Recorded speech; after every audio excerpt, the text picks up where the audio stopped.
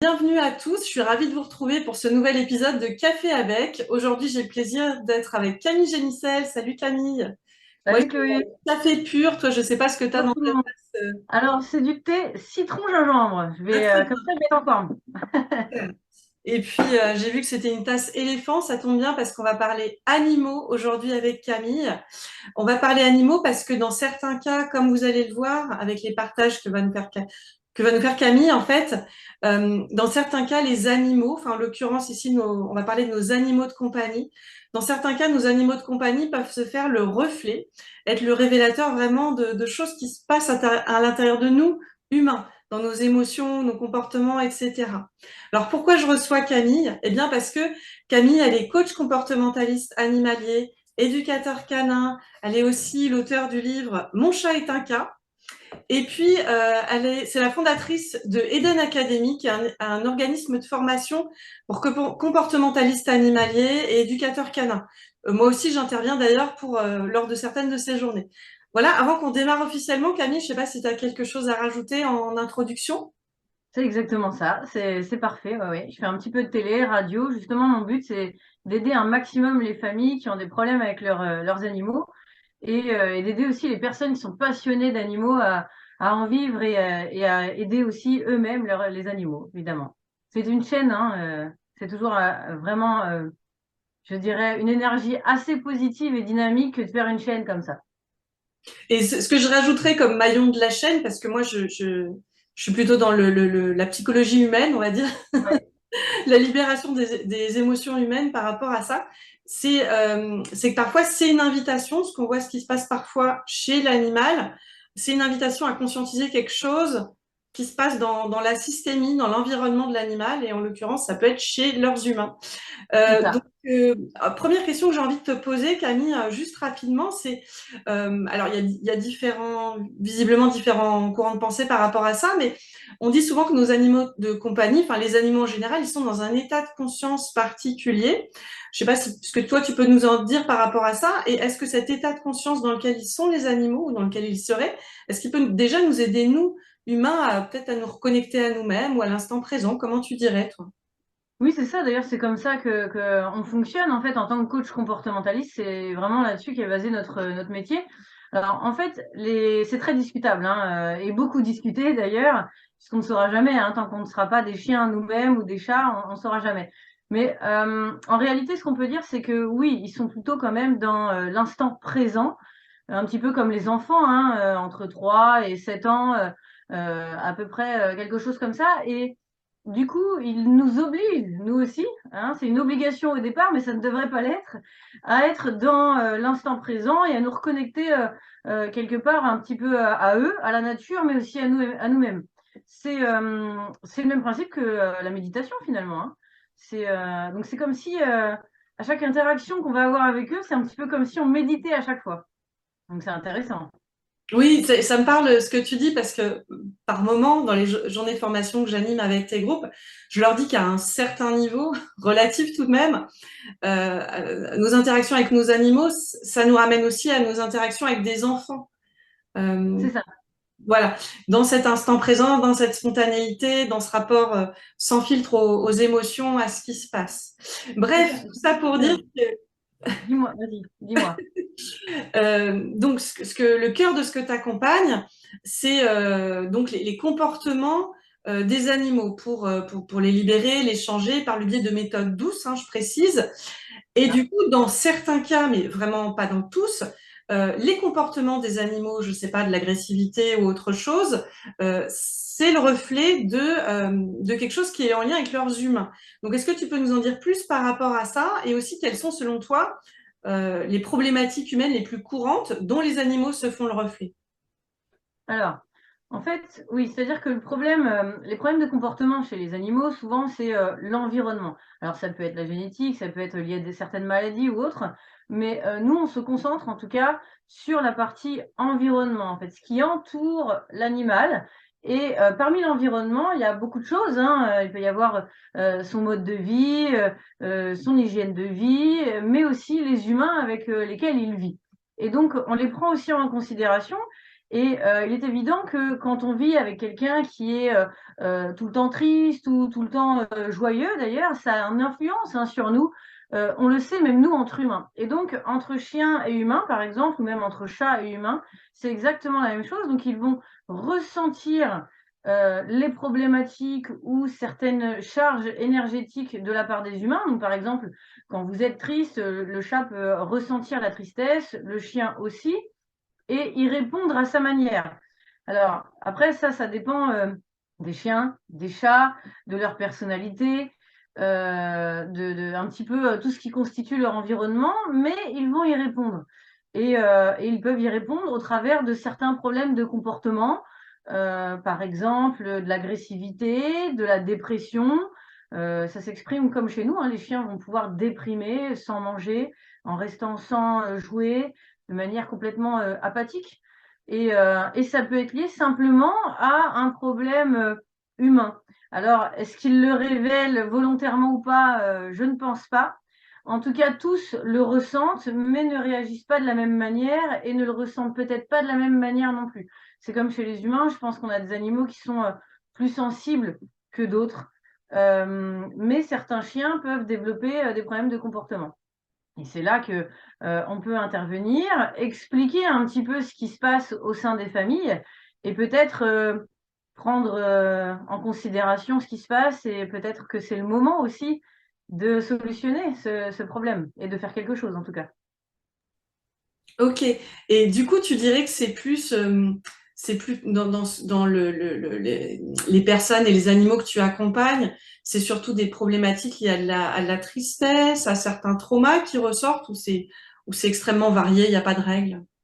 Alors, c'est vrai que c'est varié quand même, hein, c'est varié, mais il y a certaines problématiques qui touchent plus les humains et qui donc du coup touchent plus leurs animaux forcément. Les deuils, par exemple, les déménagements, que ce soit lié à des séparations ou non, mais les déménagements, ça perturbe beaucoup les animaux et souvent les humains aussi, même si on ne s'en rend pas toujours compte, même si c'est pour du positif.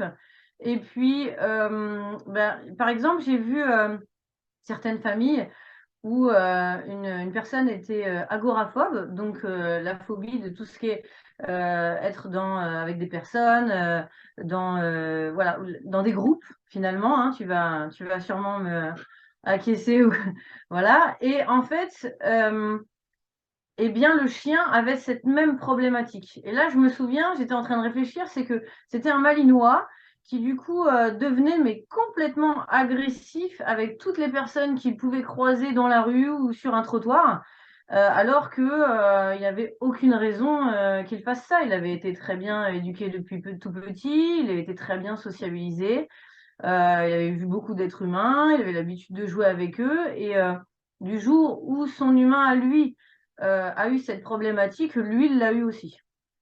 Donc évidemment, c'est pas toujours évident à solutionner, puisque pour solutionner le problème, il faut que l'humain, lui, se solutionne, si je peux dire ça comme ça.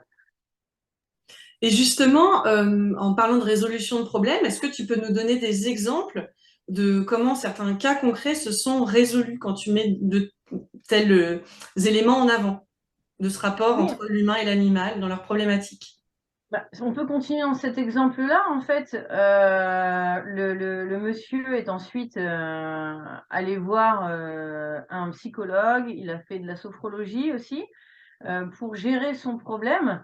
Et finalement, moi, je n'ai plus à intervenir du tout sur le chien. C'est-à-dire qu'à partir du moment où lui a géré son problème, le chien modifie son comportement en même temps et de manière quasiment synchro avec son humain.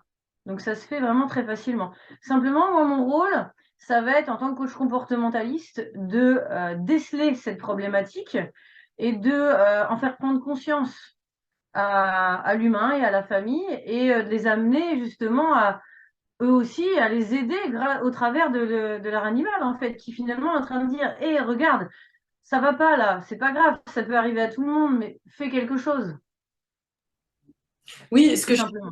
ce que je trouve intéressant, même si c'est pas forcément conscient de la part des animaux, c'est que ils nous invitent indirectement à mieux prendre soin de nous, et nous, en C'est ça, prenant mieux soin de nous, on va mieux prendre soin d'eux, en fait, exactement. les animaux. Exactement, ça va ensemble en fait. Et parfois, pour solutionner certains problèmes de comportement, ça n'est possible que si l'humain, lui, prend soin de lui et fait la démarche de s'aider lui-même, tout simplement. Oui, c'est sûr. Alors après, certains animaux n'y réagissent pas, hein. J'ai vu des chats qui, au contraire, c'est un climat ou c'est quelque chose qui est trop lourd pour eux, et au lieu d'y rester ou de faire des câlins peut-être à la personne qui ne va pas bien ou de développer des problèmes de comportement, eh bien, il va se mettre à augmenter son nombre de sorties à l'extérieur et passer beaucoup de temps à l'extérieur pour être loin de ce climat. Mais c'est aussi un signe. Pour moi, en tout cas, c'est comme ça que je vais l'interpréter. Mais est-ce que c'est si évident que ça pour les familles? Je ne sais pas. Ok, mystère. Et puis aussi, j'imagine que quand il y a plusieurs animaux, ça peut aussi être, bah, il y a les enjeux entre les animaux. Et puis parfois, enfin, je l'ai même observé une ou deux fois d'ailleurs moi-même, c'est le reflet parfois des relations, je sais pas, dans le couple ou, enfin, je sais pas si t'as un commentaire par rapport à ça. Oui, si, c'est ça. Tu avais observé, par exemple, des animaux qui s'entendaient plus si le couple ne s'entend pas bien non plus, par exemple? Oui. Oui, c'est ça, c'est exactement ça en fait. Bah, de toute façon, l'agressivité mène à l'agressivité, donc à partir de là, je pense que c'est relativement simple à ce niveau-là de prendre conscience que, évidemment, oui, s'il y a des disputes, il se peut que l'animal lui-même devienne agressif avec nous aussi, ou alors ils deviennent agressifs entre eux.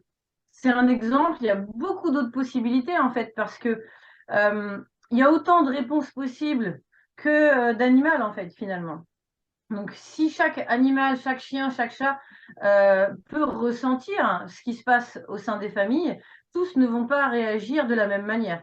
Et donc, c'est là qu'il faut déceler un petit peu tout ça, quoi, et démêler surtout tout ça. Ce qui me vient là dans l'instant présent en t'écoutant, c'est, tu sais, pour les personnes qui nous regardent, qui regardent cette vidéo, celles qui ont des animaux de compagnie, quels conseils tu leur donnerais? Est-ce que tu les inviterais à mieux observer le comportement de leur animal pour éventuellement, parce qu'il n'y a pas forcément quelque chose à révéler, à déceler, mais tu vois, qu'est-ce que tu leur dirais à ces personnes qui nous regardent? Alors, mieux l'observer, je pense que ça se fait assez naturellement, ça se ressent quand on connaît son animal, que l'on vit avec. Je pense que en général, les familles ressentent vraiment si l'animal a changé de comportement ou si il va bien ou pas. En général, là-dessus, je leur fais confiance. Par contre, souvent, ce qui se passe, c'est qu'on se dit, est-ce que du coup, il va m'aider, donc je vais pouvoir tout lui confier, tout lui dire, ou est-ce que au contraire, il faut pas que je lui dise, il faut que je le protège, comme on aurait tous tendance à faire avec les enfants, par exemple, pour pas qu'ils se prennent tout un petit peu en plein visage, quoi. Donc, je dirais que c'est un peu les deux. La première chose, c'est surtout, de toute façon, de ne pas mentir à son animal ou même à son enfant, hein. Je pense que tu me rejoindras là-dessus, Chloé, mais parce que il va pas comprendre. Eux, ils sont directement branchés sur vos émotions que vous ressentez là sur le plexus. Donc, euh, mentir ou faire des choses, sachant que lui voit vraiment ce qui se passe là, il va vous regarder, mais il va dire, mais qu'est-ce qu'elle fait? C'est complètement incohérent. Elle est complètement dissociée, ça va pas du tout et ça risque de le stresser encore plus. Donc, je pense que de toute façon, la vie est faite ainsi. Il y a des émotions et des difficultés. Même pour les animaux, bah, c'est comme ça et il faut être soi-même. Après, tout leur lancer en pleine poire, je suis pas sûre non plus. Je pense qu'il y a un entre-deux. Juste être soi-même, naturel. Pourquoi pas lui parler à son chien ou à son chat, lui expliquer, voilà, tu vois, en ce moment, ça va pas trop. Si vous avez envie de pleurer, vous pleurez, mais c'est pas la peine non plus de se mettre dessus et voilà, il est pas obligé de se prendre un petit peu tout en plein visage.